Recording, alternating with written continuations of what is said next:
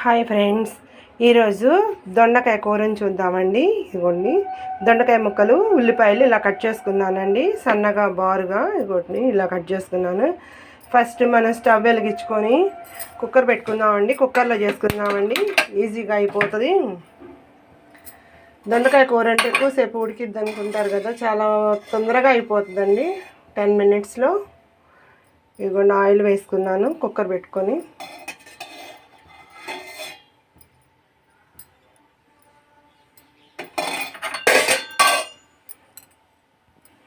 Oil heat ఎక్కిందండి. పోపు దినుసులు వేసుకుంటున్నానండి.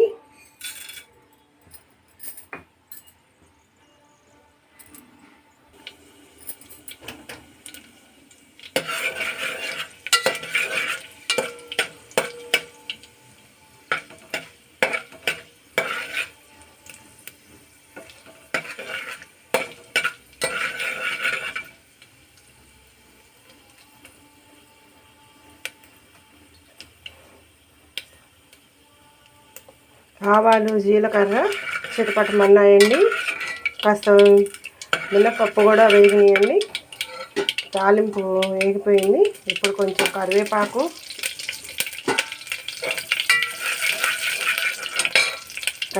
వేసుకొని ఇప్పుడు ముక్కలు సన్నగా తరుక్కున్న దొండకాయ ముక్కలు, ఉల్లిపాయ ముక్కలు కూడా వేసుకున్నామండి.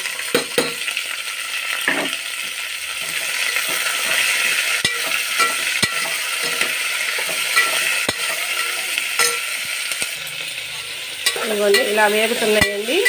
ఇప్పుడు రుచికి తగ్గ ఉప్పు, పసుపు వేసుకుందామండి. కొద్దిగా పసుపు, రుచికి తగ్గట్టు రాళ్ళ ఉప్పు వేస్తానండి, కరిగిపోతుంది.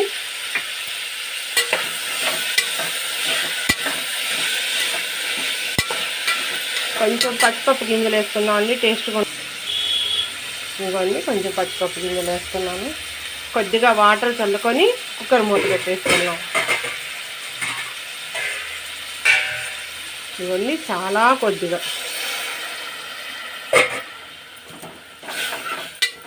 కుక్కర్ మూత పెట్టేసేసుకొని 2 విజిల్స్ రానిద్దామండి. కుక్కర్ విజిల్స్ వచ్చేటప్పటికి కొంచెం అల్లం ముక్క, పచ్చిమిర్చి, కొబ్బరి ఈ మొత్తం మిక్సీ పట్టుకుందామండి. ఇదిగోండి ఇలా మిక్సీ పట్టుకున్నానండి. కొబ్బరిని, పచ్చిమిర్చిని ఇలా అన్ని విజిల్ వచ్చేసిందండి. కుక్కర్ వెయిట్ తీసేసాను. ఇదిగోండి ఫ్రెండ్స్, ఇదిగోండి ఇలా మగ్గిపోయిందండి. 2 minutes ఈ నీరంతా ఇంకిపోయేదాకా ఎగరబెట్టేసుకొని అప్పుడు కొబ్బరి వేసేసుకుందామండి.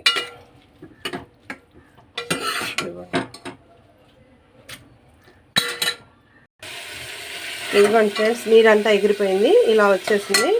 ఇప్పుడు వేస్తున్నానండి. వేసేసి 2 minutes ఉడికినిచ్చేద్దాం. ఇదిగోండి ఫ్రెండ్స్, ఇలా రెడీ అయిపోయింది దొండకాయ కూర. అంతేనండి, మొత్తం మీద 10 నిమిషాల్లో అయిపోతుంది. వేడి టేస్టీ అయిన దొండకాయ కూర మీరు కూడా తయారు చేసి కామెంట్ సెక్షన్లో కామెంట్ చేయండి. కరెంట్ పోయింది ఫ్రెండ్స్, అందుకే చీకటిగా ఉంది. బాయ్.